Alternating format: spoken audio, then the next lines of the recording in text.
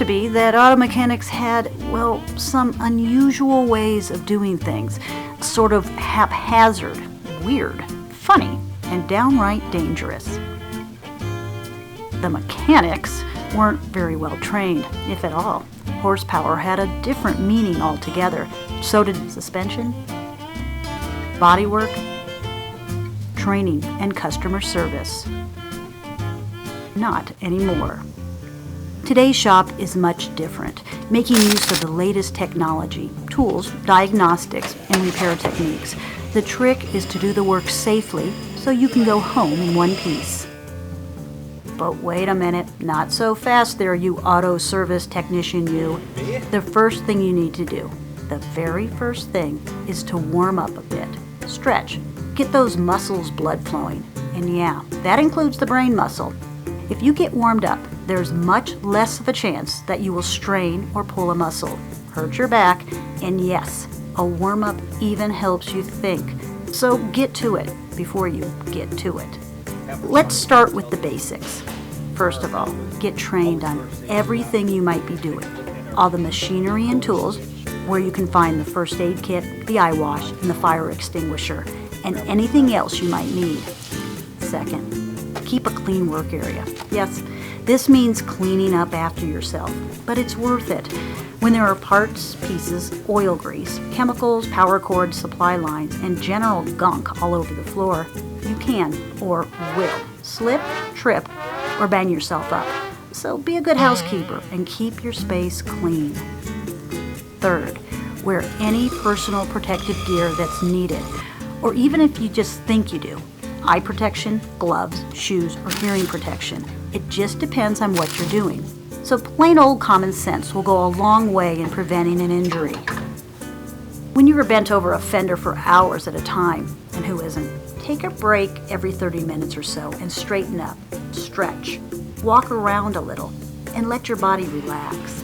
It only takes a minute or two, but can keep you from a world of back hurt and pain later. Many types of work use specific machines, so again, learn how to use them safely before you try to do something. Your PPG is important. You got to protect those eyes, ears, hands, and toes. Open it up to our... If you're working overhead under a lift, you got to be a qualified operator. And what number? And then... Check for the operation manual and weight capacity sticker. They should both be on or near the lift. Once you raise the vehicle, lock it off so you don't get crushed by a falling Hummer. Again, take stretch and rest breaks. And if you need help, ask for it. The same goes for transporting and lifting heavy parts.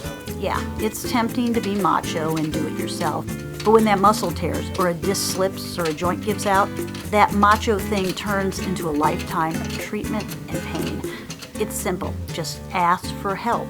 Use the correct lifting procedure. It's the legs, not the back, dummy. And use the right assist tools. Air hoses. They're for inflating tires, not blowing the dust or stuff off the parts. There's a lot of pressure in those industrial strength tanks that can cause severe damage to a human body or send a part winging across a shop. The same goes for that high pressure steam that you use to clean an engine, or the high pressure water that washed a car. If you're vacuuming an interior, bend and stretch safely. If something feels like it's about to give, it probably will. And always remember to use your PPG. Always. Now, once a car is fixed, if you're doing the test drive, think for just a second.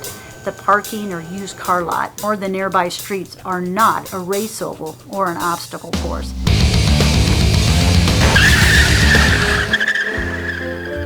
Do it safely, in control, and with the safety of other employees or customers in mind. Look out for them. They shouldn't have to watch for you. Use good driving habits. Watch out for yourself and watch out for your fellow workers. With just a little effort and common sense, you can work a long career and retire injury-free. If you don't know or aren't sure, ask. Be smart. As you work hard, be safe.